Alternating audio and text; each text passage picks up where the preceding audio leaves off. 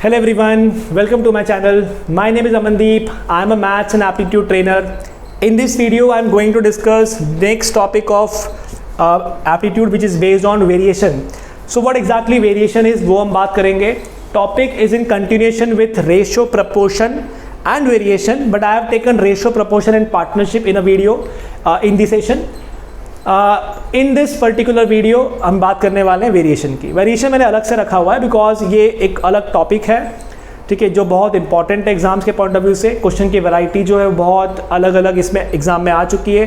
तो how to handle question, what is the basic concept of variation, that we are going to discuss. So exactly कितने type के variations होते हैं हम वो समझेंगे. वेरिएशन का मतलब क्या होता है वो बात करेंगे. टाइम एंड वर्क के अंदर भी इन कॉन्सेप्ट को यूज किया जाता है, तो वो कॉन्सेप्ट से आप कैसे फॉर्मूला बनाएंगे या कॉन्सेप्ट को लिंक करेंगे वो भी हम देखेंगे. टाइम एंड वर्क में भी मैं इसका यूज़ करूँगा. जब हम यहाँ पे वर्क इक्विवेलेंस कॉन्सेप्ट पढ़ेंगे वहाँ पर भी वेरिएशन का काम आएगा. तो एग्जैक्टली वेरिएशन होता क्या है हम ये समझते हैं बिल्कुल बेसिक फंडामेंटल से, राइट. और बहुत ही ईजी और मैनेजेबल टॉपिक रहता है. क्वेश्चन प्रैक्टिस कर लीजिए, कोई आपको डेफिनेटली एक पैटर्न मिल जाएगा, तरीका मिल जाएगा, तो एग्जाम में आप हैंडल कर पाएंगे. ठीक है, तो लेट्स स्टार्ट करते हैं. What exactly variation is. Variation होता क्या है. देखिए, अगर हम बात करें दो क्वांटिटी ए और बी की, अगर मान लेते हैं दो क्वांटिटी है ए और बी, और ए और बी के अंदर लेट्स से कोई लिंक है. ए और बी जो है वो लिंक है, मतलब ए को चेंज करने से बी पे कुछ फर्क पड़ता है, राइट. यहाँ बी को चेंज करने से ए पे फर्क पड़ता है, तो हम ये बोल सकते हैं कि दे आर इंटरलिंक्ड. और अब वो फर्क क्या पड़ता है वो डिसाइड करेगा वेरिएशन किस टाइप का है. देखिए, अगर दो क्वांटिटी है ए और बी, अगर बी को बढ़ाने से ए बढ़ जाता है या कम हो जाता है, इसका मतलब है वो इंटरलिंक तो है, डिपेंडेंसी है इनके ऊपर. बी का इफेक्ट ए पे आता ही है, तो बी का इफेक्ट ए पे आता है. अब इफेक्ट किस टाइप का आता है. अगर मान लेते हैं अगर ए और बी इस टाइप के हैं कि बी को बढ़ाने से ए बढ़ जाता है, और अगर बी को कम करते हैं तो बी ए भी कम हो जाता है, तो हम बोलते हैं कि इनका वेरिएशन डायरेक्ट है. इसको बोलते हैं डायरेक्ट वेरिएशन. ये डायरेक्टली वेरी कर रहे हैं. सो A varies directly with B. लेकिन अगर मान लेते हैं कि अगर ए और बी दो ऐसी क्वांटिटी हैं जिसमें अगर आप बी को बढ़ाते हो तो ए कम हो जाता है, या अगर आप बी को कम करते हो तो ए बढ़ जाता है, ऐसे केस में हम बोलते हैं इनका जो वेरिएशन है वो कौन सा है, वो इनवर्स है. वो उल्टा रिलेशन चल रहा है, इनवर्स वेरिएशन चल रहा है. सो डायरेक्ट और इनवर्स बेसिकली दो टाइप के वेरिएशन होते हैं, राइट. अब एग्जैक्टली होता क्या है, कैसे होते हैं, एग्जाम्पल समझते हैं और लिखने का तरीका क्या होता है वो समझते हैं. सो सबसे पहले हम बात करते हैं डायरेक्ट वेरिएशन. तो डायरेक्ट वेरिएशन का एग्जाम्पल और डायरेक्ट वेरिएशन का लिखने का तरीका क्या होता है वो समझते हैं. देखिए, सबसे पहले आता है डायरेक्ट वेरिएशन. अब अगर मान लेते हैं कि दो चीज़ें ऐसी हैं जिसमें एक को बढ़ाने से दूसरा बढ़ जाता है और एक को कम करने से दूसरा कम हो जाता है, सेम इफेक्ट है, तो हम लिखते हैं ए वेरीज डायरेक्टली विद बी है, मतलब सामने के सामने लिखेंगे, दैट इज डायरेक्ट वेरिएशन. इसको बोलते हैं डायरेक्ट वेरिएशन. लेकिन अगर दूसरा वेरिएशन होता है इनवर्स, तो इनवर्स में कैसे लिखते हैं. इनवर्स में लिखने का तरीका होता है इनवर्स वेरिएशन में कि अगर ए और बी दो क्वांटिटी है, लिखा जाता है ए वेरीज, तो इसको पढ़ते हैं varies. So A varies inversely with B, मतलब 1/b है ना. इनवर्स मतलब रेसिप्रोकल.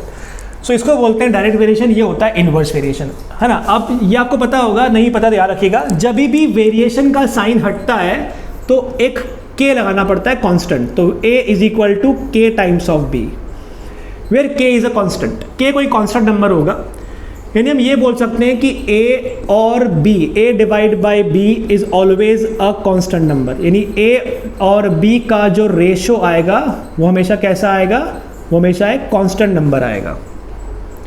एग्जाम्पल की बात करते हैं. अगर आप एक पेन की कॉस्ट की बात करते हैं और 50 पेन की कॉस्ट की बात करते हैं, एक पेन अगर 5 रुपए का है तो जब नंबर ऑफ पेन बढ़ेंगे तो प्राइस भी तो बढ़ेगा ना, बिल का अमाउंट बढ़ेगा. मतलब कौन सा वेरिएशन हो गया, डायरेक्ट वेरिएशन हो गया. तो एक चीज़ को बढ़ाने से दूसरा भी बढ़ जाता है, उसको बोलते हैं डायरेक्ट वेरिएशन. अगर मैं रेक्टेंगल की बात करता हूँ तो लेंथ और एरिया, अगर ब्रेथ को कुछ चेंज ना किया जाए, ब्रेथ को चेंज फिक्स करा जाए, अगर लेंथ को बढ़ाऊंगा तो एरिया बढ़ेगा. यस, एरिया बढ़ते जाएगा.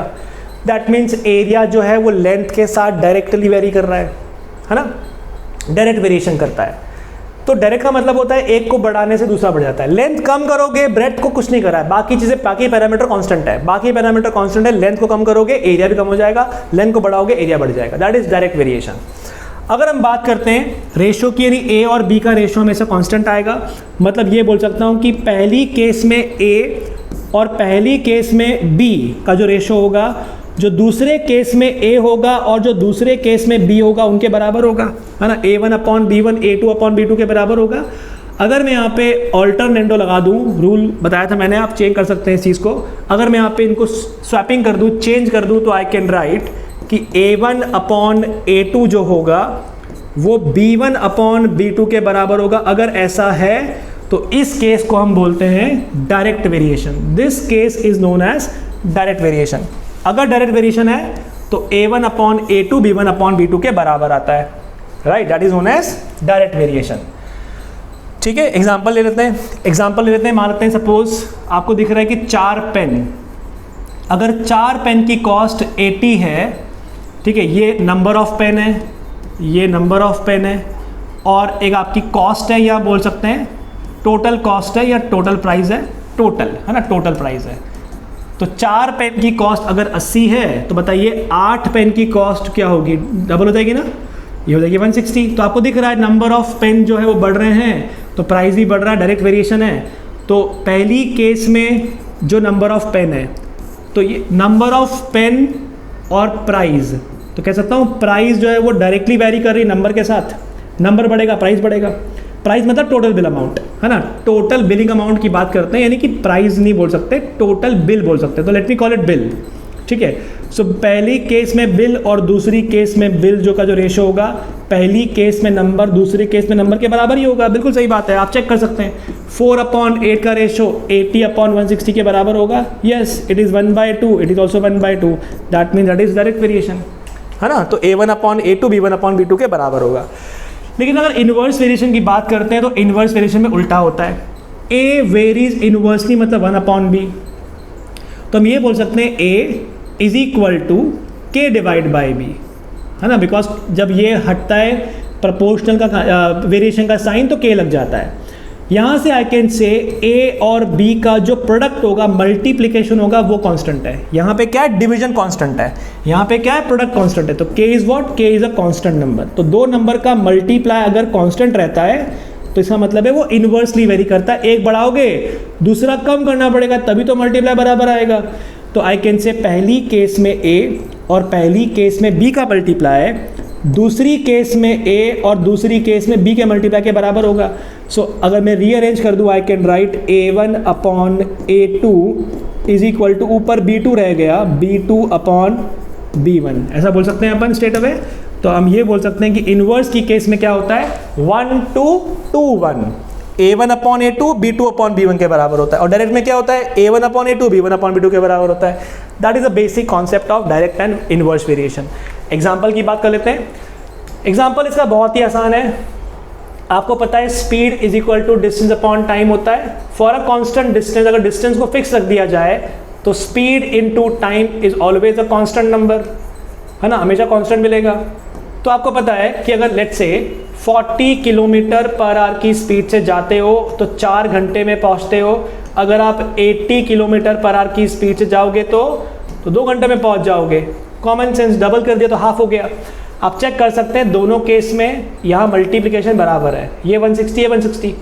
तो speed in the first case and speed in second case is T2/T1 के बराबर होगा। इनवर्स वेरिएशन में क्या होता है, उल्टा होता है, S1/S2 T2/T1 के बराबर होगा। आप चेक कर सकते हैं वैल्यू को डाल के कि S1 कितनी है, 40, S1 आपकी है 40, S2 कितना है 80, और इधर T2 कितना है, T2 है 2 और T1 कितना है, वो है 4। क्या ये 1/2 मैच करता है, बिल्कुल मैच करता है। सो इनवर्स केस में रेशियो बराबर होगा, मल्टीप्लिकेशन बराबर होगा, और डायरेक्ट केस में डिवीजन बराबर होगा। ठीक है, तो A1/A2 B1/B2, इधर A1/A2 B2/B1 होगा। I hope that's clear. तो ये आपका होता है basic direct variation and inverse variation.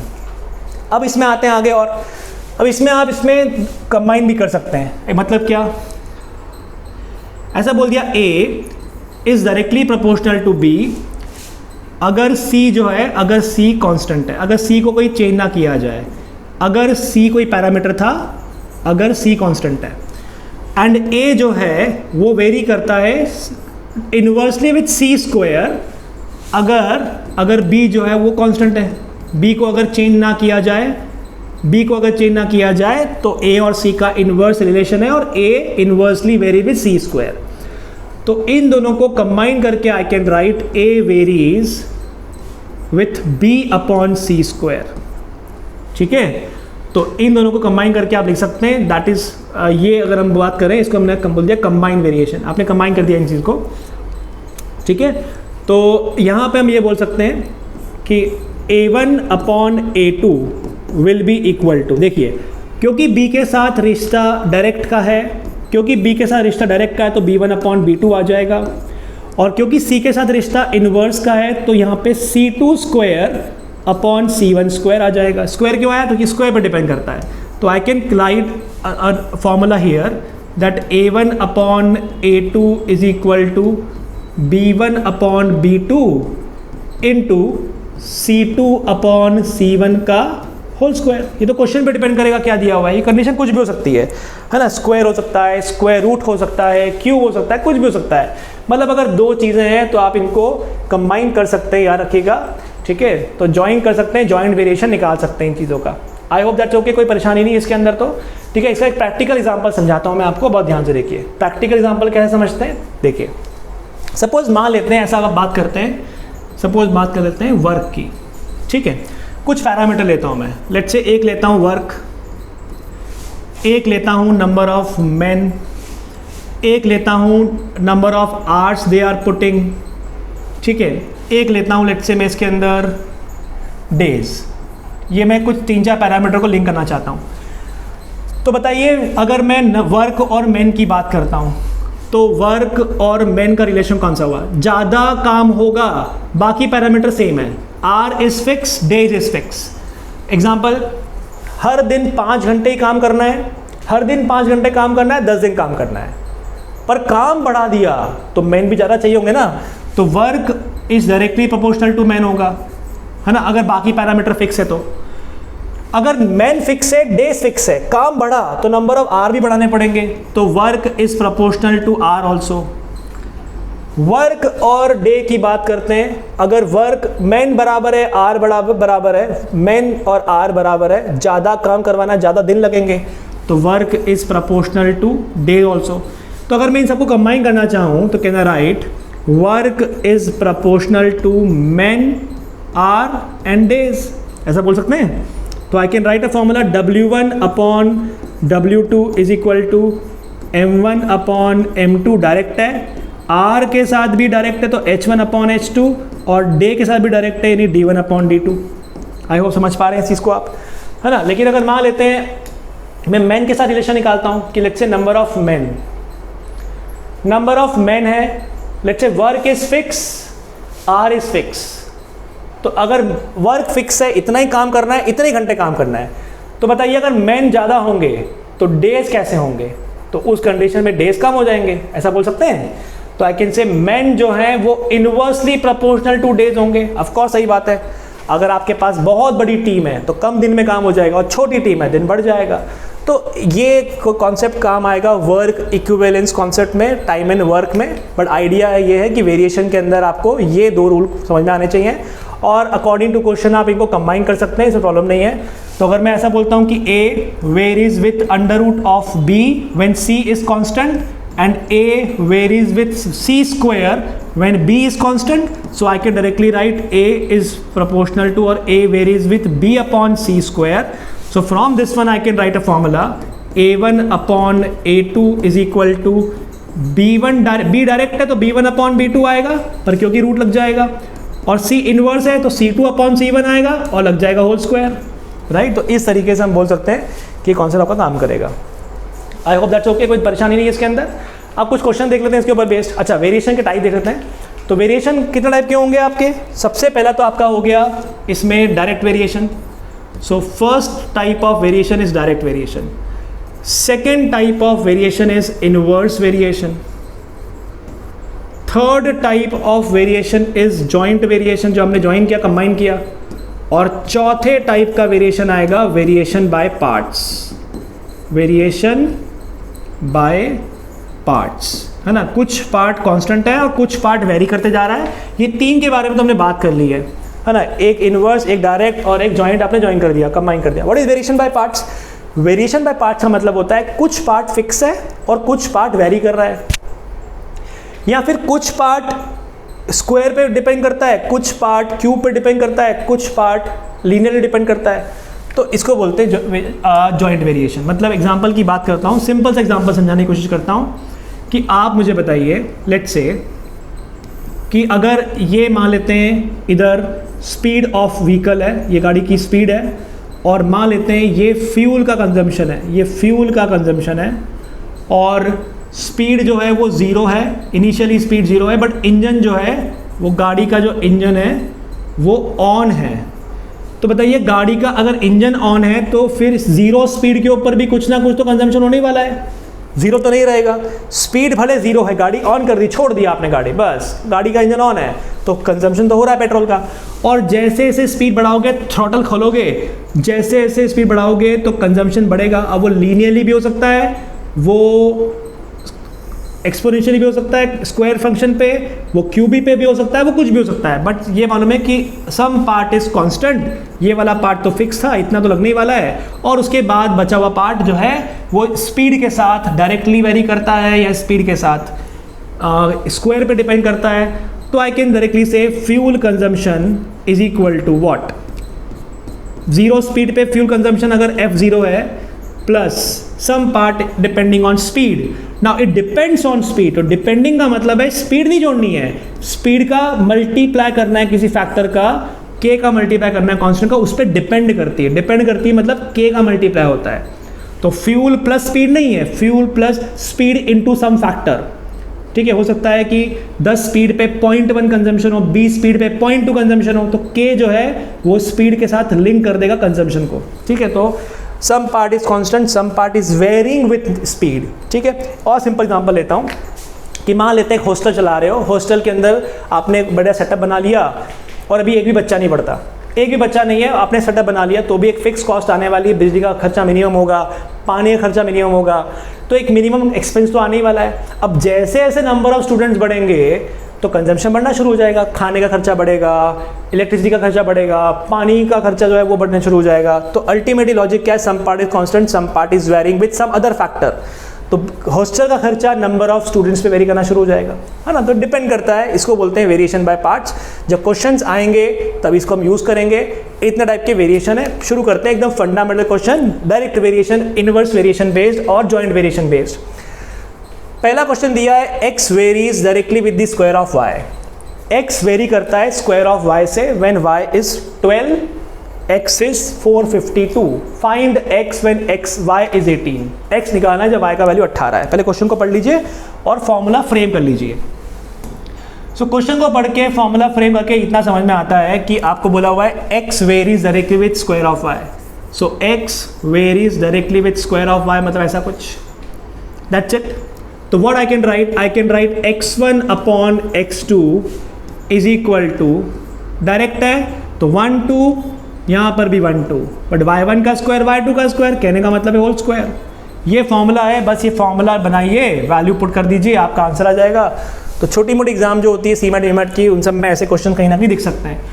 तो x varies directly with square of y when y is 12, जब y का वैल्यू 12 है, यानी पहली केस, उस टाइम पे x का वैल्यू 452 है। फाइंड x क्या होगा अगर y का वैल्यू 18 कर दिया जाए, तो y2 का वैल्यू 18 हो गया। सॉल्व कर लीजिए, आपका आंसर आ जाएगा। तो आपको मिल जाता है 452 upon x2 is equal to 12/18 हो गया 2/3, 2/3 का स्क्वायर हो गया 4/9। तो x2 का वैल्यू आ जाएगा 452 इंटू 9 डिवाइड बाई 4, 4 से डिवाइड किया 113 इंटू 9, तो 9 13 9 से होता है 117, तो आ जाएगा 117 और आ जाएगा 900, तो आ जाएगा 1017। ठीक है, तो 1017 is the value of x2 जब आपका y का वैल्यू 18 हो जाएगा। ठीक है, बेसिक फॉर्मूला बेस्ड क्वेश्चन है। Similar variety, x varies inversely with square of y. So x varies inversely with square of y.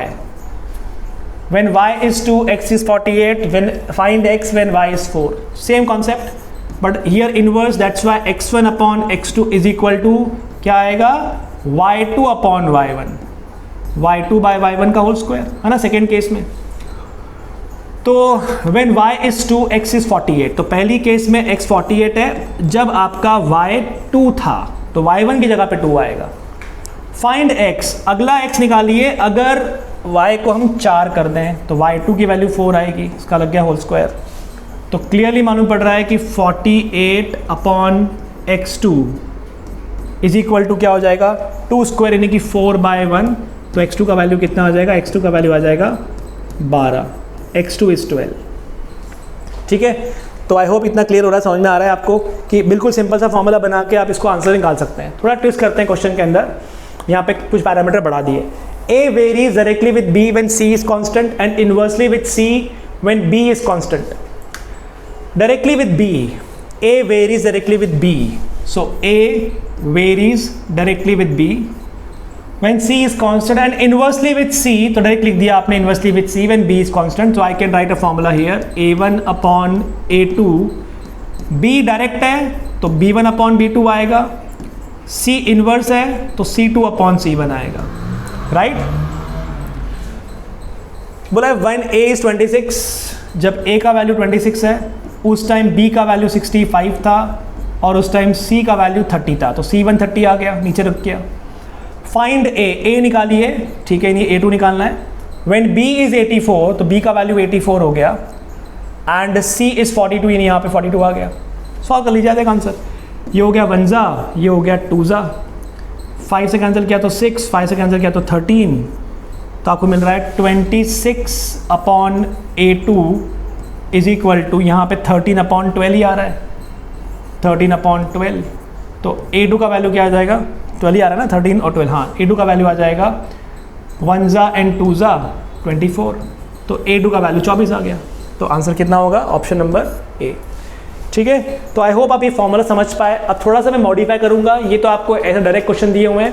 अब सपोज मान लेते हैं आपको एक क्वेश्चन के अंदर लगा दिए कुछ पैरामीटर जहाँ पे आपको खुद को सोचना है, फॉर्मूला बनाना है। तो क्वेश्चन को ध्यान से पढ़ लीजिए एग्जैक्टली क्या दिया हुआ है। क्वेश्चन वेरिएशन पे बेस्ड है।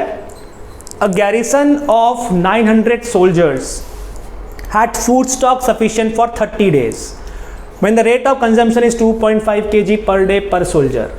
After some day of consumption at the rate 300 soldiers were transferred to another garrison and the balance food lasted only 25 days for the remaining soldier. If the rate of consumption of remaining soldier was 3.0 kg per day per soldier, after how many days from the start were the soldier transferred? तो soldier कितने दिन के बाद transfer किए गए थे?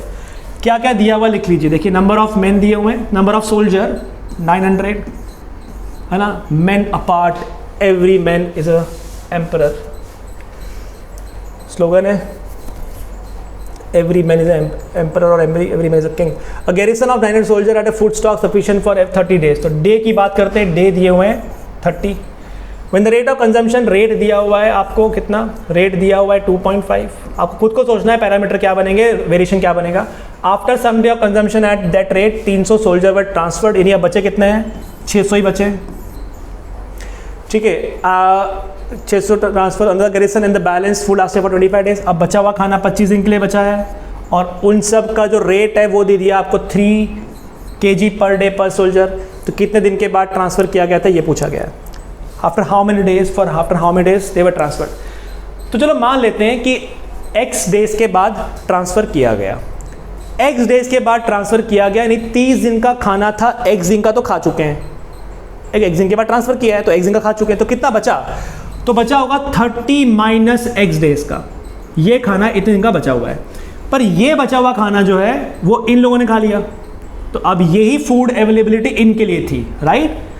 अब आप यहाँ पे लगा लीजिए कंसेप्ट क्या बनने वाला देखिए। अब आप मेन और डे और सबको लिंक कीजिए, नंबर ऑफ मेन को एक तरफ रखिए और प्रोपोर्शनल लगाइए। चलिए number of main number of day, अगर लोग ज़्यादा होंगे तो कम दिन तक खाना चल पाएगा, तो रेसिप्रोकल होगा, इनवर्स रिलेशन होगा। ज़्यादा रेट पे खाना खाओगे, बहुत खाना खा रहे हो तो कम ही लोग खाना खा पाएंगे, है ना। एवरीबडी इज कंज्यूमिंग मोर तो less man can be fed, तो इसका मतलब रेट के साथ भी इनवर्स प्रपोर्शन हो गया, राइट। तो नंबर ऑफ मेन इनवर्स है डे के साथ और नंबर ऑफ मेन इनवर्स है रेट के साथ। आई होप आपको समझ में आ रहा होगा आपको ये कंसेप्ट कि भैया अगर दिन ज़्यादा होंगे या मेन ज़्यादा होंगे तो दिन कम हो जाएंगे। समझो इस चीज़ को, वेरिएशन उल्टा है। रेट ज़्यादा खाना खाएंगे तो less man can be fed, तो इनवर्स अगेन कम हो रहा है, एक को बढ़ने से दूसरा कम हो रहा है। What I can write m1 upon m2 is equal to, inverse है डे के साथ तो d2 अपॉन d1, रेट के साथ भी उल्टा है तो r2 upon r1। Value put कर दीजिए, आपको आंसर मिल जाएगा। Let's put back the value here. So number of man कितने हैं 900, बाद में कितने हो गए 600 इज इक्वल टू डे कितने हैं बचे थे 30 माइनस एक्स, तो ये उल्टा होना चाहिए था ना। वेट अ मिनट, तो कंसेप्ट उल्टा है ना। यहाँ पे D1 आएगा तो D1 कितना है, D1 है 30 माइनस एक्स, और डे 2 कितना है, डे 2 है 25 इंटू R2 कितना है, R2 3 है और R1 कितना है, R1 2.5 है। ये दिया हुआ है, सॉल्व कर लेंगे तो आपका आंसर मिल जाना चाहिए। ठीक है, यहाँ सॉल्व किया तो आ गया 3/2, ये 1 जा, ये हो गया 10 जा, तो हो गया 30 अपॉन 30 माइनस एक्स, 1 जा एंड 10 जा cross multiply, so 20 is equal to 30 minus x, तो x की वैल्यू कितनी आ जाएगी 10 डेज।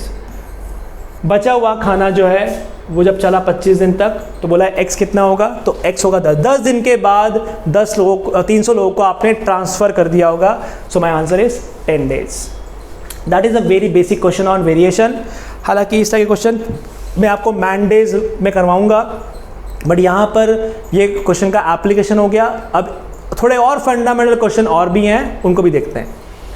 यहाँ पर फॉर्मूला बनाना है, लेकिन ये फॉर्मूले बहुत बेसिक हैं, फॉर्मूले बहुत आसान है। The volume of a solid figure is proportional to the square of its square its radius when its height is constant. Volume is proportional to proportional मतलब डायरेक्टली वेरी कर रहा है, proportional to the square of radius, proportional to the square of radius when height is constant and to its height के proportional है when radius is constant. तो height भी आ जाएगी, रेडियस भी आ जाएगा। The solid figure A has a radius of 7 in it, a height of 9 in it, and volume is 1386. Find the volume of solid figure whose radius is 14 and height is 3. ठीक है, let me write a capital letters because छोटे थोड़ा सा different लग रहा है, यहाँ पे लिखना मेरे लिए आसान होगा, बढ़िया रहेगा। So volume is proportional, So volume is proportional to radius का square when height is constant and proportional to height when radius is constant. What I can write V1 upon V2 is equal to R1 upon R2 का whole square into H1 upon H2। Direct है ना, तो 1 2 1 2 ही आएगा, inverse होता तो 2 1 करना पड़ता। तो बोला है कि the solid figure is radius of 7, तो R1 दिया हुआ है 7, डाल दीजिए, R1 है 7, when height is 9 तो H1 दिया हुआ है 9, और वॉल्यूम दिया हुआ है 1386, तो वॉल्यूम इज 1386, राइट। यहाँ पे लगने वाला है इसका होल स्क्वायर। बोले find the volume of solid figure whose radius is 14, तो रेडियस हो गई 14 और हाइट हो गई 3, राइट। तो वॉल्यूम निकालना है अपने को V2, तो 1386 upon V2 is equal to क्या आ जाएगा बच्चों, 7/14 का होल स्क्वायर यानी 1/2 का होल स्क्वायर यानी 1/4 आ जाएगा, इंटू 9/3 का मतलब हो जाएगा 3/1। तो बस सॉल्व कर लीजिए, V2 का वैल्यू क्या आएगा, V2 का वैल्यू आ जाएगा 1386 इंटू 4 डिवाइड बाई 3, 3 4 ज़ा 12, 3 6 ज़ा 18 एंड 2 ज़ा इंटू 4, 4 2 ज़ा 8, 6 4 ज़ा 24, 16 और 2 हो गया 18, 1848। वॉल्यूम की वैल्यू आएगी 1848 वॉल्यूम होगा।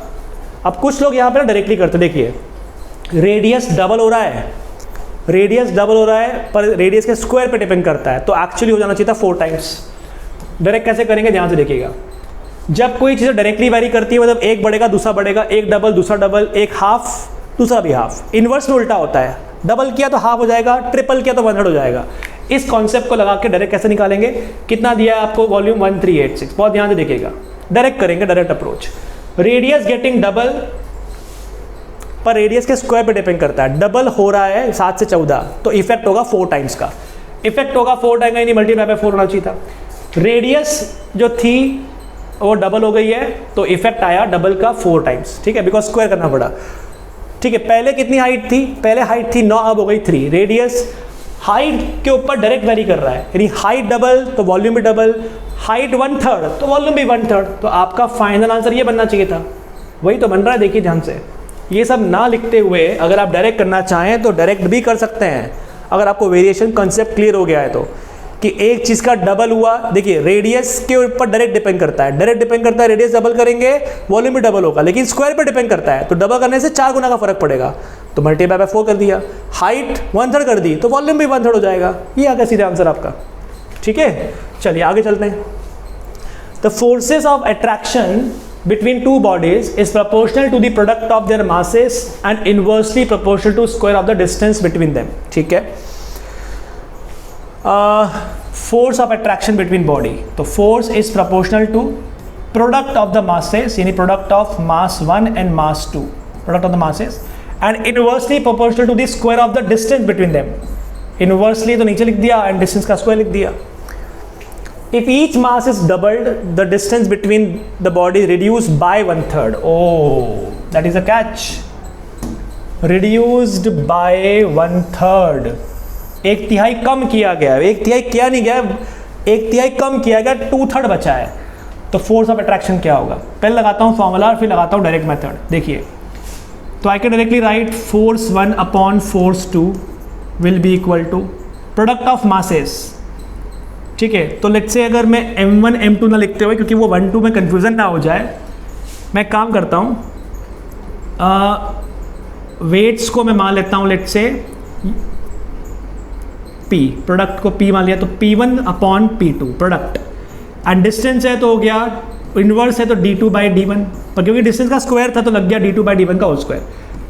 1 2 का 2 1 क्यों किया? क्योंकि इनवर्स है ना। तो बोला है बताइए, अगर पहले वाला फोर्स F था तो बाद वाला फोर्स क्या हो जाएगा? अगर if each mass is doubled. अब आप मुझे बताइए, अगर m1 की वैल्यू x थी और m2 की वैल्यू y थी तो प्रोडक्ट आता था xy, लेकिन अगर डबल कर दिए तो 2x और 2y होगा तो कितना हो गया? 4xy। तो कह सकता हूँ कि पहले वाला प्रोडक्ट अगर xy था, अभी हो गया 4xy, तो 1/4 is the ratio, 1/4 is the ratio. p1 का वैल्यू 1 तो ये 4 गुना हो गया। डिस्टेंस इज रिड्यूस बाय 1/3, तो अगर डिस्टेंस पहले d था या 3d था, 3d क्यों? क्योंकि डिवाइड बाय 1/3 है ना, 3d था तो 1/3 कम कर दिया, तो इसका 1/3 कितना होता है? d, तो बचा कितना है? 2d। तो 3d में से 1/3 कम किया, रिड्यूस बाय 1/3, तो बचा कितना? 2d बचेगा ना। 1/3 ऑफ 3d, 1/3 ऑफ 3d कितना होता है? d, तो कितना बचा? 2d। तो पहले वाला डिस्टेंस कितना था? पहले वाला था 3d, तो अब कितना हो गया है? 2d। इसका क्या लग जाएगा? इसका लग जाएगा होल स्क्वायर। तो आपको मिल गया f upon f2 is equal to 1/4 into, cancel हो गया, ये हो गया 4/9, 4 कट। तो आई कैन डायरेक्टली राइट कि f2 जो आएगा वो 9 टाइम्स ऑफ f आएगा, f1 या f आएगा, ठीक है। यानी बाद वाला जो आपका फोर्स है वो 9 गुना हो चुका है। Is it okay? अब डायरेक्टली कैसे करेंगे? थोड़ा कॉमन सेंस लगाइए कि force is proportional to product and distance का स्क्वायर। तो दिख रहा है कि भाई अगर पहले फोर्स F था तो क्योंकि प्रोडक्ट जो है वो 2 मासेस का है, तो अगर पहले 1 1 थे तो अब दोनों 2 2 हो गए, यानी 4 गुना प्रोडक्ट हो चुका है। तो इसका मतलब है प्रोडक्ट 4 गुना तो फोर्स भी 4 गुना, फोर्स भी 4 गुना। लेकिन अगर डिस्टेंस 1/3 कम हो चुका है, अगर पहले डिस्टेंस 3 सेंटीमीटर था, 3 सेंटीमीटर था तो अभी 2 हो गया है ना। तो डिस्टेंस जो है अगर 3 था वो 2 हो चुका है, तो 3 से 2 हुआ। तो या यूँ कह लो कि अगर 1 था तो अब कितना हो गया है? 2/3 हो गया है, ऐसा बोल सकते हैं। तो डिस्टेंस अगर 1 होता तो अभी 2/3 हो चुका है, 1/3 गया, 1/3 कम कर दिया है। तो डिस्टेंस का इफेक्ट तो इनवर्स है।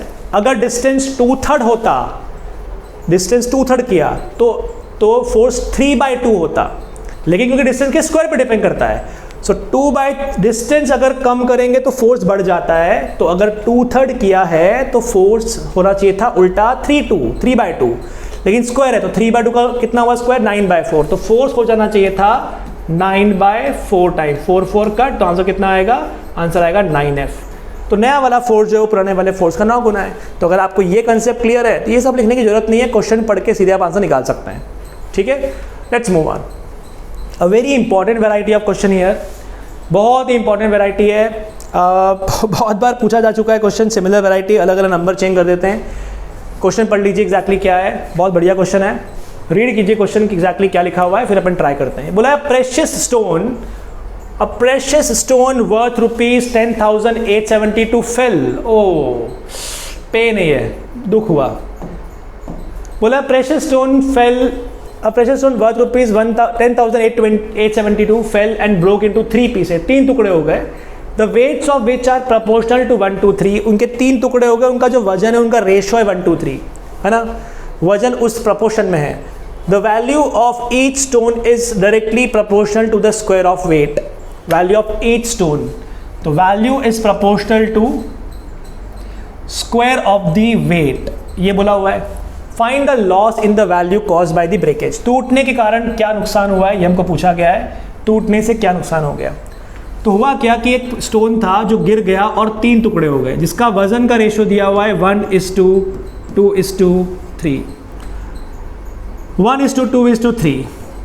तो अगर इसका वजन 1 होता, इसका 2 होता, इसका 3 होता, तो टोटल वेट 6 होता। अगर इसका x होता, इसका 2x होता, तो इसका 3x होता। मैं x नहीं लगाऊंगा क्योंकि अल्टीमेटली मुझे यहाँ पे x से काम नहीं है, मुझे प्राइस से काम है। आप देखेंगे मैं बिना x के भी करूँगा तो बात वही बनने वाली है। अगर इसका वजन x था, इसका 2x था, इसका 3x था, तो टोटल वेट 6x था या 6 था। फिलहाल x के लिए छोड़ दीजिए, फिलहाल x को गोली मारिए, x की जरूरत नहीं पड़ेगी, आप देखेंगे कट जाएगा, जरूरत ही नहीं है, क्योंकि कहीं पर भी आपको इक्वेशन सॉल्व नहीं करनी है, रेशो से काम चल जाएगा। तो वैल्यू प्रोपोर्शनल है वजन के स्क्वायर से, तो बताइए value is equal to K times of W square आएगा। मैंने बताया था आपको कि जब प्रोपोर्शनल हटता है तो के लगाना पड़ता है, तो वैल्यू जो है पत्थर की वो के टाइम्स ऑफ डब्ल्यू स्क्वायर है। ये क्लियर हुआ। तो पहला पत्थर जिसका, पहला स्टोन, पहला टुकड़ा जिसका वजन 1 है, तो value of the first part will be के इंटू 1 का स्क्वायर। दूसरे टुकड़े की जो प्राइस होगी, वैल्यू होगी, वो के इंटू उसके वजन के स्क्वायर पे डिपेंड करेगी, और तीसरे टुकड़े की जो प्राइस होगी वो के इंटू 3 के स्क्वायर पे डिपेंड करेगी। तो हम ये बोल सकते हैं कि पहला टुकड़ा, दूसरा टुकड़ा और तीसरे टुकड़े की जो टोटल प्राइस होगी 1 + 4 + 9, है ना। ये कितना आएगा बच्चों, ये के आ जाएगा, ये आपको 4 के मिल जाएगा और ये आपको 9 के मिल जाएगा। तो पूरा कितना मिल गया 14 के। के क्या है, के इज़ अ कांस्टेंट नॉट 1000, है ना। के को 1000 से कंफ्यूज मत करना, के इज़ अ कांस्टेंट नंबर। तो तीनों की प्राइस 14 के। बट अगर बताइए पत्थर अगर इंटैक्ट होता तो उसकी वैल्यू कितनी होती, इंटैक्ट की वैल्यू होती के इंटू 6 का स्क्वायर। 6 कहाँ से आ गया, उसका वजन 6 था पूरा। तो टोटल बड़े स्टोन की वैल्यू होनी चाहिए थी 36 के इज़ अ कांस्टेंट, पर आपको 36 के की वैल्यू ऑलरेडी गिवन है। 36 के की वैल्यू 10,872 दी गई है। बोला बताइए लॉस कितना हो गया, फाइंड द लॉस।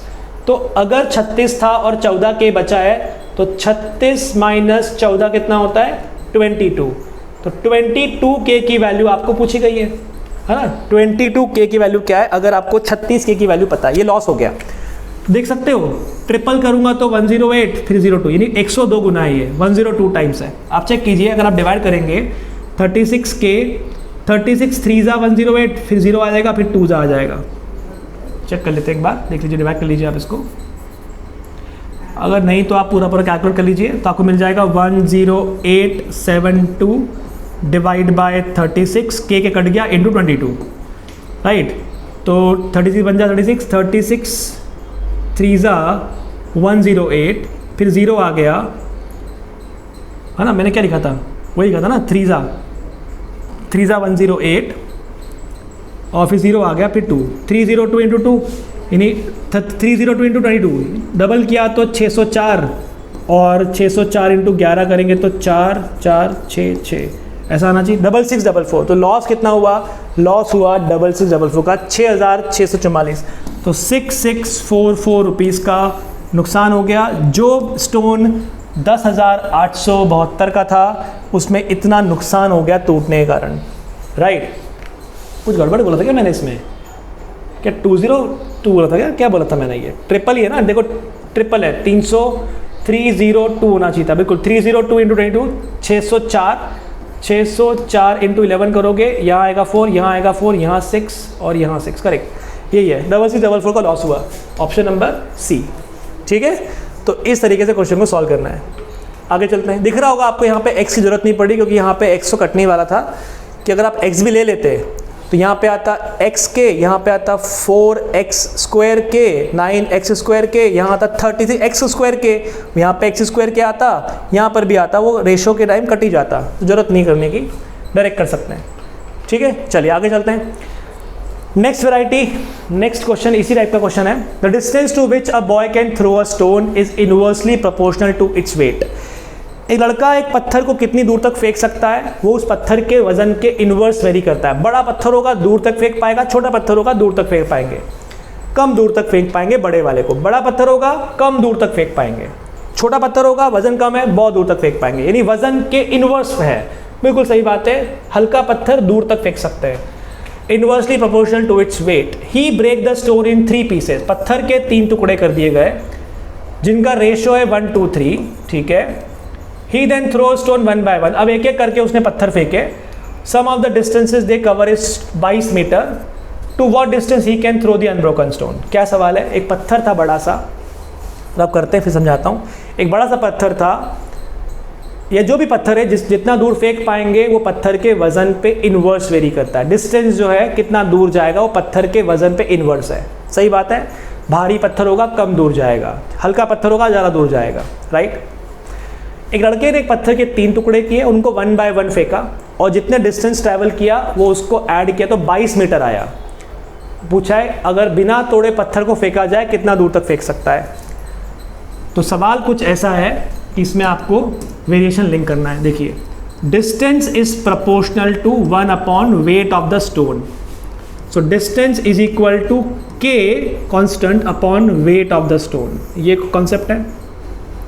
अब 3 टुकड़े कर दिए गए जिसका वजन है 1, इसका वजन है 2 और इसका वजन है 3, तो टोटल वजन रहा होगा 6।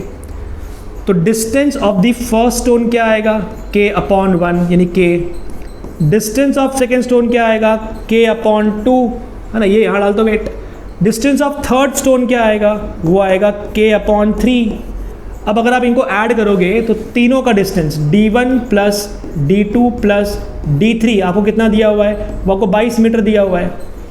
आपसे पूछा है इंटैक्ट स्टोन, यानी कि वो आ जाएगा इंटैक्ट स्टोन का डिस्टेंस क्या होगा? k डिवाइड बाय 6, ये आपको पूछा हुआ है, ये आपको फाइंड करना है। तो d की जगह पे आ गया k, d/2 की जगह पे आ गया d2 की जगह पे आ गया k/2 और d3 की जगह पे आ गया k/3, ये हो गया 22 मीटर। इसका एलसीएम हो गया 6, तो 6k plus 3k plus 2k is equal to 22। 6 और 3 9, 9 2 11, तो आपको मिल गया 11k upon 6 is equal to 22। अब 2 ऑप्शन है, या तो k निकाल लो और यहाँ डाल दो, अदरवाइज कॉमन सेंस लगाओ। आपको दिख रहा होगा यहाँ पे k/6 पूछा गया है, तो k/6 निकालने के लिए 11 को वहाँ भेज दीजिए, 2 मीटर। तो k/6 की वैल्यू 2 मीटर है, मतलब इंटैक्ट स्टोन वो 2 मीटर तक फेंक पाएगा। अगर आपको ये नहीं समझ में आया तो आप यहाँ से k निकालिए और k यहाँ डाल दीजिए। अदरवाइज दिख रहा है कि 11k/6 की वैल्यू 22 है, k/6 पूछा गया है, डिवाइड बाई 11 कर दो, तो आंसर आएगा 2 मीटर। इंटैक्ट स्टोन 2 मीटर तक फेंक पाएगा अगर टुकड़े 22 मीटर तक जा सकते थे तो, राइट, सब मिला के। चलिए आगे चलते हैं। Next important variety, actual CAT question. It say the distance travelled by a freely falling body. Distance travel by a freely falling body. What is freely falling? Under gravity, है ना, under gravity, under the influence of gravity. आपने बहुत ऊंची building से छोड़ दिया, free fall कर रहा है। The distance traveled by a freely falling body is directly proportional to the square of time for which it has fall. Distance traveled by a freely falling body, कितना distance travel किया है वो किस पे depend करता है? Proportional to the square of, square है किसके स्क्वायर पे, square of time for which it has fall, कितनी देर के लिए वो गिरी है। आपने ड्रॉप किया 5 सेकेंड हो चुके हैं, तो 5 का स्क्वायर 25 पे डिपेंड करेगा, 25k, right. Proportional to the square of time for which it has fall, a body fell a distance of 95 meter in 10 second, find the distance it will fell in 14 second, 14वें second में कितना गिरेगी। Concept क्या है, ध्यान से देखिएगा। Solution शुरू करते हैं directly. Distance to which a boy can, distance a body can travel in under free fall is proportional to the time, square of time for which it has fall. ये आपको दिया हुआ है, मतलब डिस्टेंस जो है वो k times of t square है, ये आपको दिया हुआ है। A body fell a distance of 95 meter in the 10th second, that is the catch. आपको ये दिया हुआ है कि अगर आपने एक ऑब्जेक्ट है, लेट्स से ये बहुत बड़ी बिल्डिंग है, और आपने बिल्डिंग से लेट्स से यहाँ पे खड़े होके एक कुछ स्टोन गिरा दिया, एक पत्थर गिरा दिया जो यहाँ पे फ्री फॉल कर रहा है, जो यहाँ पे फ्री फॉल कर रहा है, मान लेते हैं पत्थर यहाँ पे फ्री फॉल कर रहा है, ऐसा कुछ बोला है कि 10वें सेकंड में कहाँ तक होगा। तो अगर ये टोटल 10 सेकंड है, मान लेते हैं 10 सेकंड में यहाँ तक आया, यहाँ तक नहीं पहुँचा है, 10वां सेकंड। ये तो दिया हुआ है कि distance covered by a body under free fall is directly proportional to the square of time for which it has fall, कितनी देर के लिए वो गिर चुकी है। So distance is equal to k t square पे डिपेंड करता है टोटल डिस्टेंस, लेकिन यहाँ पे टोटल की बात ही नहीं, यहाँ पे 10वें सेकंड की बात है। तो अगर मान लेते हैं यहाँ पे 9 सेकंड तक यहाँ गिरी है, 9 सेकंड तक यहाँ गिरी है, और 10 सेकंड तक यहाँ तक गिर चुकी है, तो ये जो डिस्टेंस है, ये वाला डिस्टेंस, ये हुआ 10वें सेकंड का डिस्टेंस। इसी को समझिए ध्यान से। आपने एक ऑब्जेक्ट को ड्रॉप कर दिया, 10 सेकंड तक कितना गिरी, वो नहीं दिया 95, 10वें सेकंड, तो ड्रॉप किया 9 तक यहाँ आई, और 9 के बाद 10 तक यहाँ गई, तो 10वां सेकंड तो ये हुआ ना। तो this distance is given to you how much, 95 meter. इस कॉन्सेप्ट को पहले आप समझिए ध्यान से अच्छे से, कि आपको 10 सेकंड नहीं दिया, 10वां दिया है। How will you calculate this, कैसे निकालोगे, टोटल निकाल लो 10 तक का, टोटल निकालो 9 तक का, माइनस कर लो, तो dt is equal to k t square. तो d10 कितना होगा, 10 सेकेंड में गिरा हुआ डिस्टेंस 10 का स्क्वायर 100k होगा। 9 सेकेंड में कितना डिस्टेंस चलेगी, वो 9 का स्क्वायर 81k होगा। तो d10th कितना होगा, d10th निकालने के लिए आप करोगे 10 सेकेंड तक कितना गिरी है और 9 सेकेंड तक कितना गिरी, उनका डिफरेंस। तो d10 कितना दिया, 10th आपको 95 मीटर, 100k माइनस 81k आपको 95 दिया है, मतलब कि 19k 95 दिया है, यानी k का वैल्यू आपको 5 मिल जाता है। 19 5 से 95, k का वैल्यू 5 हो गया, k का वैल्यू 5 है, मतलब फॉर्मूला कन्वर्ट हो गया। अगर आपको डिस्टेंस फाइंड करना है, so distance is 5 times of t square. t is what, जितना देर के लिए ऑब्जेक्ट गिरा है। Find the distance it will fell in 14 second, find the distance it will fell in 14 second निकाला है, तो आपको d14th निकालना है। d14th कैसे निकालोगे, वो निकालने का तरीका होगा d14 माइनस d13। तो d14 कैसे निकालोगे, 14 का स्क्वायर 196k, ये वाला फॉर्मूला लगा दिया ना, यहाँ पे पुट कीजिए t का वैल्यू, माइनस 13 के लिए आएगा 169k, तो ये डिफरेंस किया तो आ गया 27, 96, 69, डिजिट उल्टा है 3, हाँ ना 27k, और k का वैल्यू आपको दिया हुआ है 5, तो 27 इंटू 5, यानी डिस्टेंस जो 5 है, सॉरी है, जो डिस्टेंस ट्रैवल करेगी बॉडी 14 सेकेंड में वो 135 मीटर करेगी, 135 meter. The distance travel by the body in 14th second is 135 meter. Actual CAT question catch था 10th और 14th, not the 10 and 14, TH लगा था, दैट इज इंपॉर्टेंट। ठीक है, आई होप आप ये समझ पा रहे हैं, छोटी छोटी चीज़ें हैं। Actual CAT variety of question है, कैट क्वेश्चन ने नंबर भी चेंज नहीं किए, ऐसी कुछ क्वेश्चन आया था, बहुत इंपॉर्टेंट है। 10वां सेकेंड ये होता है, कितना डिस्टेंस फॉल हुआ 10वें सेकेंड में, दैट इज द डिस्टेंस। ठीक है, चलिए आगे चलते हैं, नेक्स्ट क्वेश्चन पे आते हैं। Next is based on variation by parts. अब शुरू हो रहा है वेरिएशन बाय पार्ट्स। तो वेरिएशन बाय पार्ट्स के क्वेश्चंस क्या कैसे करेंगे समझ लेते हैं. The monthly expenses of Rajan on his car are partly constant and partly vary. अच्छा एक और चीज़ बता दूं मैं आपको, वेरिएशन बाय पार्ट्स के कुछ क्वेश्चन तो इतने आसान होंगे कि आप बिल्कुल मेंटली सॉल्व कर सकते हैं, क्योंकि ये लीनियर इक्वेशन का ही तरीका होगा और लीनियर इक्वेशन के कुछ क्वेश्चन बहुत मेंटली सॉल्व हो जाते हैं, उसकी वैरायटी होगी. तो यहाँ पे अपन शॉर्टकट भी देखते जाएंगे जहाँ जहाँ पॉसिबल होगा. बोला था monthly expenses of Rajan, question पढ़ लीजिए, of Rajan on his car are partly constant and partly vary with the number of kilometer he travel in a month.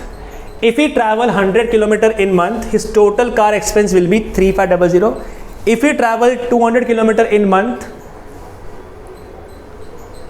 his total expense will be 4000. If he travel 250 kilometer in month, what will be his total car expense? So question बहुत ही आसान है, कैसे करेंगे ध्यान से देखिए.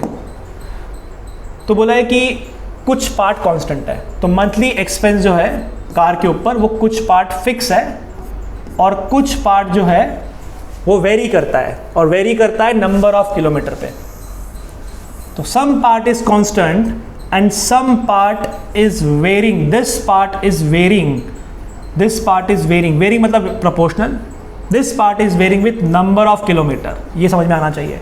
कुछ तो फिक्स है और जो कुछ पार्ट है वो कितने किलोमीटर चला वो. तो जब प्रपोर्शन हटेगा तो क्या लगेगा के, तो के एन आना चाहिए. के इंटू एन क्यों करना पड़ेगा, डायरेक्टली एन मत करना कि फिक्स खर्चा प्लस नंबर ऑफ किलोमीटर. ना ना ना ना, फिक्स खर्चा प्लस नंबर ऑफ किलोमीटर नहीं है, फिक्स खर्चा plus number of kilometre into के है. तो एक्सपेंस का फॉर्मूला बनेगा fix plus some part vary with number. तो नंबर पे डिपेंड करता है तो के लगाना पड़ेगा, के इज अ कांस्टेंट. ठीक है, बस आप डाल दीजिए वैल्यू, आपका आंसर आ जाएगा. 100 किलोमीटर चलेगा तो 3500 रुपये खर्चा आएगा. तो 3500 फिक्स कॉस्ट प्लस 100 किलोमीटर का खर्चा हो गया 100 के. ठीक है, उसके बाद बोला है if you travel 200 kilometre in a month तो खर्चा आएगा 4000 रुपये का. तो 4000 रुपये is equal to fixed plus 200 kilometre चला है तो 200 इंटू के.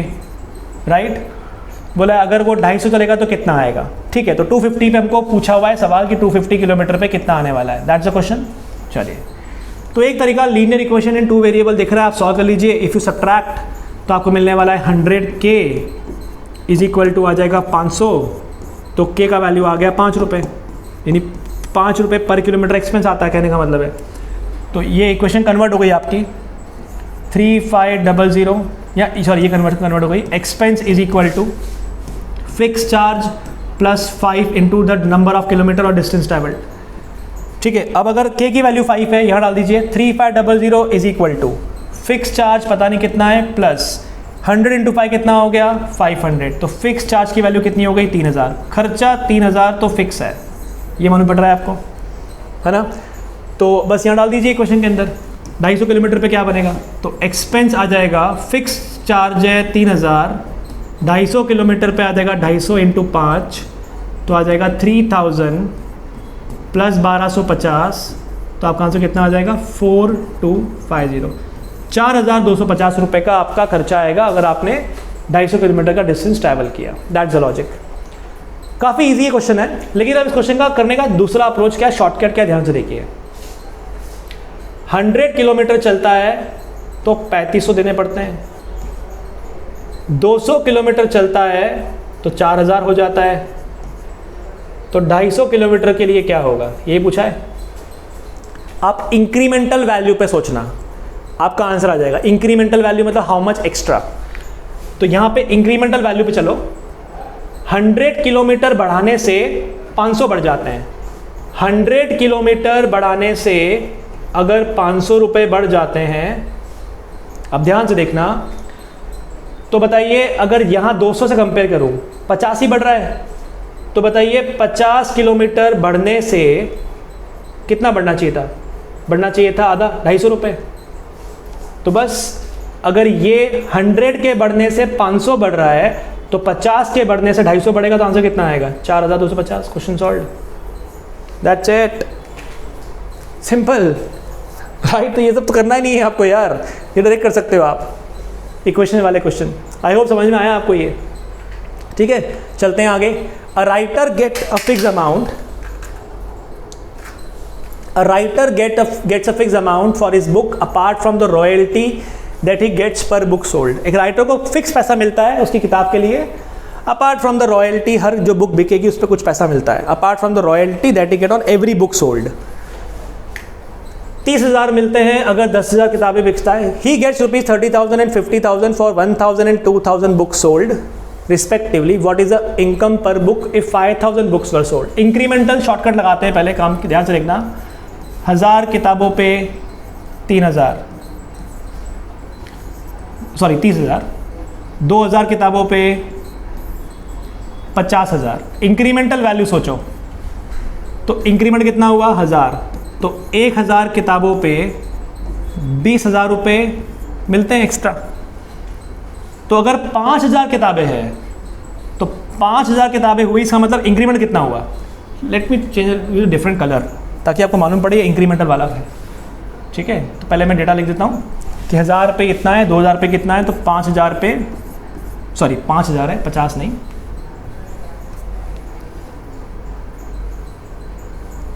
सो 5,000 किताब पे कितना होगा ये सवाल है। इंक्रीमेंटल वैल्यू पे चलते हैं, डायरेक्ट क्वेश्चन को सॉल्व करते हैं। ठीक है, देखिए तो इंक्रीमेंट कितना हुआ 1000, तो 1000 के इंक्रीमेंट पे आपको 20,000 एक्स्ट्रा मिलते हैं। तो इधर कितना इंक्रीमेंट हुआ, इधर इंक्रीमेंट हुआ 3,000 का, तो 3,000 के इंक्रीमेंट पे कितना होगा, 1000 के इंक्रीमेंट पे 20 मिल रहा है, तो 3,000 के इंक्रीमेंट में कितना होगा 3 गुना 60,000। तो इधर आप 60,000 ऐड कर दीजिए तो कितना आएगा 1,10,000। तो अगर आपने 5,000 किताबें बेची आपको 1,10,000 मिलेगा। लेकिन पूछा इनकम पर बुक, तो 1,10,000 को डिवाइड कर दीजिए आप 5,000 किताबों से, आपको मिलता है 22 रुपये पर इनकम पर बुक, सॉरी। ठीक है, तो क्वेश्चन इंक्रीमेंटल के हिसाब से ऐसा सॉल्व होगा। अब अगर आपको अच्छा नहीं लग रहा है ऐसे तो आप एक काम कीजिए पूरा अप्रोच लगाते हैं। So writer gets some amount which has a fixed value and apart from the royalty that he gets on every book sold. तो number of books sold अगर n है, royalty अगर r है, तो हर किताब पे royalty मिलती है और fix तो मिलता ही है। So उसको मिलते हैं 30,000। 30,000 के अंदर क्या क्या मिला हुआ है, फिक्स अमाउंट मिला हुआ है और 1000 किताबों की रॉयल्टी मिली हुई है। उसको मिलते हैं 50,000, यही दिया हुआ इन्फॉर्मेशन पढ़ लीजिए। उसमें क्या क्या मिला, फिक्स अमाउंट मिला और 2,000 किताबों की रॉयल्टी मिली है। तो can you solve 2 equations, yes. Subtract कर दीजिए तो आपको मिल जाएगा 1,000 r इज इक्वल टू 20,000, तो r का वैल्यू आ जाएगा 20 रुपये। 20 रुपये पर बुक पे मिलता है, डाल दीजिए इस क्वेश्चन के अंदर। So 20,000 is equal to, sorry 30,000 is equal to fix amount plus 1000 किताबों की 20 रुपये की रॉयल्टी, तो 30,000 माइनस 20,000 यानी फिक्स अमाउंट मिलता है उसको 10,000। अब बोला है 50,000 किताबों 5 पे कितना मिलेगा, 5,000 किताबें में कितना मिलेगा अमाउंट, तो 5,000 किताब पे फिक्स अमाउंट मिलेगा 10,000। 5,000 किताबों पे रॉयल्टी मिलती है 20 रुपये, एक बुक पे 20 रुपये, तो 50,000 इंटू 20 हो जाएगा 1 लाख। 1 लाख और 10,000 कितना हो गया 1,10,000। तो टोटल अमाउंट मिलेगा 1,10,000। आपको पूछा है इनकम पर बुक, डिवाइड कर दीजिए 5,000 से, आपको मिल जाता है 22 रुपये पर बुक। जरूरत क्या करने की यार, इंक्रीमेंटल वैल्यू के हिसाब से करो ना, आ जाएगा आंसर। ठीक है, चलते हैं आगे, नेक्स्ट क्वेश्चन पे आते हैं। P, Q and R are 3 quantities. P varies directly with sum of Q and R. P varies directly with sum of Q and R. Directly very करता है सम ऑफ Q and R से। If both Q and R decrease by 1, अगर दोनों ही Q और R को 1 कम कर दिया जाए तो P पे क्या इफेक्ट आएगा। तो पहली चीज़ मैं लिख सकता हूँ P is equal to K times of Q plus R। ये मिला अपने को। अब बोला हुआ है कि अगर दोनों ही R को, Q और R को 1 कम कर दिया जाए तो P पे क्या फ़र्क पड़ेगा। तो P is equal to K times of, पहले वाली वैल्यू Q थी तो उसको 1 कम कर दिया, पहले इनिशियल वैल्यू अगर R थी तो 1 कम कर दिया, ऐसा आएगा। तो आपको मिल गया P is equal to K times of Q plus R minus 2। अब परेशानी ये है कि ये K नहीं होता अगर, तो 2 कम करने से 2 कम हो जाता है, डिक्रीज बाय 2 हो जाता है ना, नया वाला। तो ये नया वाला है, ये पहले वाला P था, तो अब नया वाला P डैश क्या होगा, K times of Q minus 1 नई वैल्यू आ गई, R माइनस 1 नई वैल्यू आ गई, तो नया वाला P डैश क्या होगा, K times of Q plus R minus 2। What is q plus R? ये अगर आप k times of q plus R, जैसे p डैश को लिख देते हो, p dash is what? p dash is k times of q plus R minus 2k, तो आप लिख सकते हो कि p dash is equal to k into Q plus R कौन है? वो तो p है, माइनस 2k। अब प्रॉब्लम है कि k तो दिया ही नहीं ना आपको, k दिया नहीं तो हम आंसर कैसे निकालेंगे? आंसर क्या होगा? Can not be determine. इस क्वेश्चन में आंसर निकलेगा नहीं, answer can not be determine आएगा क्योंकि आपको कोई इन्फॉर्मेशन यहाँ पे लिंक नहीं है, k का इन्फॉर्मेशन निकालने के लिए कोई इन्फॉर्मेशन दिया हुआ नहीं है। ठीक है, चलिए आगे चलते हैं। A very important question on variation by parts which is based on speed of train engine. Speed of train engine is 120 km per hour without any coach attached to it. एक ट्रेन का engine है जिसकी speed 120 km per hour है, जिसमें कोई coach attach नहीं करा हुआ है। The reduction in the speed, कम हो रही है, reduction in subtraction, difference, reduce करना है, माइनस करना है, कम करना है। Reduction in speed of engine is directly proportional to square root of the number of coaches attach. जितने कोच लगाओगे उसके स्क्वायर रूट पे डिपेंड करता है। Square root of the number of coaches attached.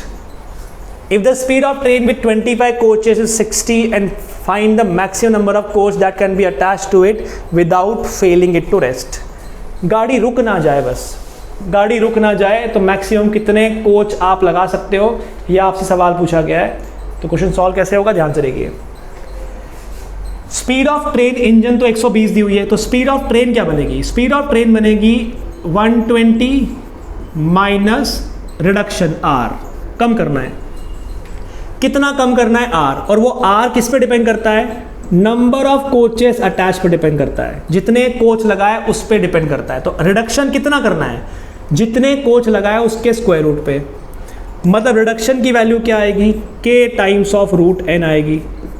तो I can modify my formula that speed of train is actually 120 minus k times of root n। Sir minus क्यों आया? क्योंकि reduce हो रहा है, कम हो रहा है ना, सब्ट्रैक्शन हो रहा है यहाँ पे। क्योंकि बिना कोई कोच अटैच करे 120 की स्पीड से भागती है, कोच लगेंगे, वजन बढ़ेगा तो कम होगा ना। आप खुद सोचिए, एक आदमी की स्पीड अगर 10 किलोमीटर पर आवर की है, वजन लाद दिया तो कम होगी ना उसकी स्पीड, सब्ट्रैक्ट करना पड़ेगा, तो माइनस हो गया। अब बोला है 25 कोच के साथ 60 की स्पीड है, तो 660 is equal to 120 minus k times of root 25।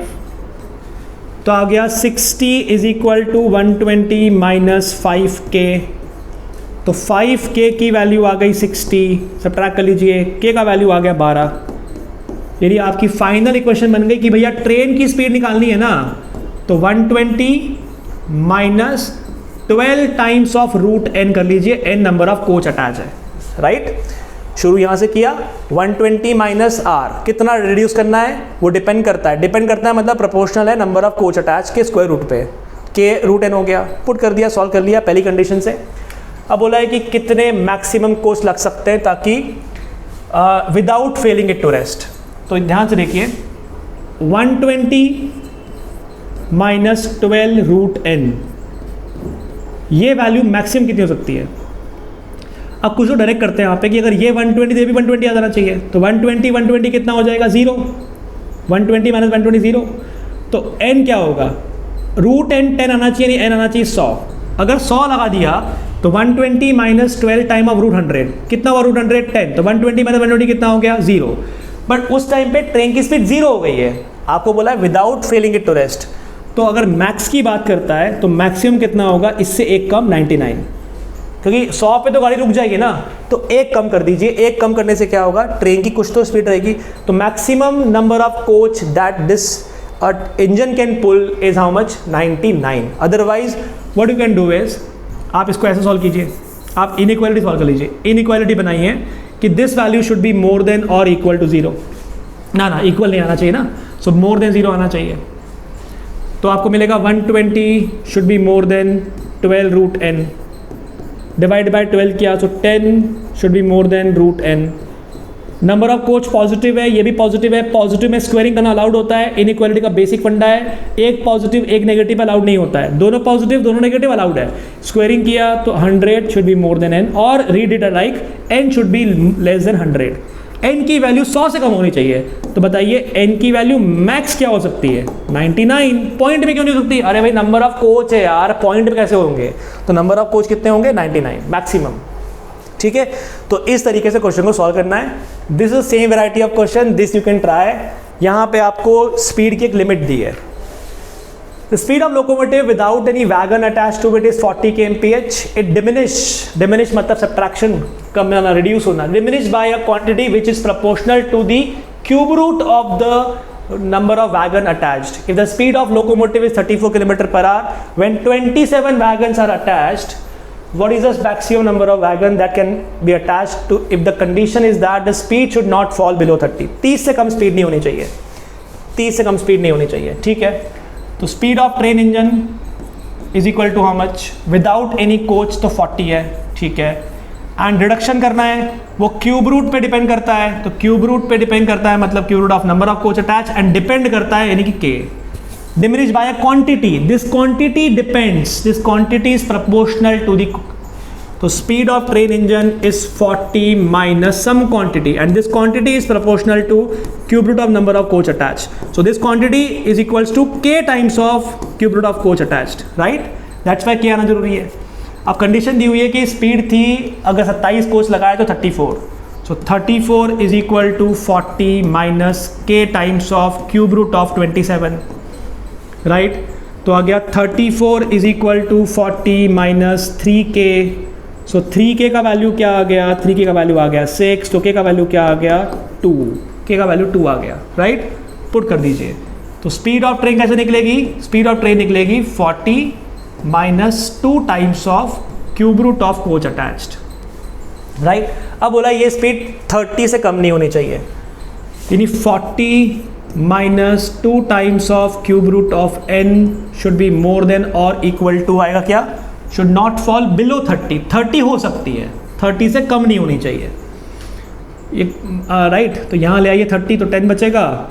इस नेगेटिव वाले को राइट भेज दीजिए, तो 2 टाइम्स ऑफ क्यूब 10 बचेगा, डिवाइड बाय 2 किया तो 5 हो गया, यहाँ क्यूब रूट ऑफ n हो गया, क्यूबिंग बोथ साइड किया तो 125 should be more than equal to n। यानी अगर 30 से स्पीड कम नहीं करवानी है आपको, तो नंबर ऑफ कोच जो होना चाहिए वो 125 से कम होने चाहिए या उसके बराबर होने चाहिए। अगर आपकी स्पीड 30 से ऊपर रहनी चाहिए तो इज इट ओके? ठीक है, 125 कोच लगा दोगे तो कितना आ जाएगा? 125 कोच लगाओगे तो कितना आ जाएगा? 125 का क्यूब रूट कितना हो गया? 5 टू द 10, तो 30 स्पीड कब आएगी? जब आपकी कितने होंगे यहाँ पे? 125 कोच अटैच होंगे। I hope that's okay. चलिए, तो this question will be part of your homework. ये क्वेश्चन होमवर्क का पार्ट रहेगा। Cost of commodity, this is also part of homework. ये 3 इक्वेशन 3 वेरिएबल बेस्ड क्वेश्चन है, ठीक है? एंड ये क्वेश्चन मैं आपको नेक्स्ट टाइम करवाऊंगा एज अ एक्स्ट्रा क्वेश्चन। एक सीरीज लेकर आऊँगा मैं, रेस टू 99, वहाँ पे ये कैट क्वेश्चन है, राजा और प्रजा वाला, वो करवाऊँगा। These 2 question are homework, this question is part of homework, ठीक है? 3 इक्वेशन बनने वाली है और वहाँ पे कंडीशन सॉल्व होगी।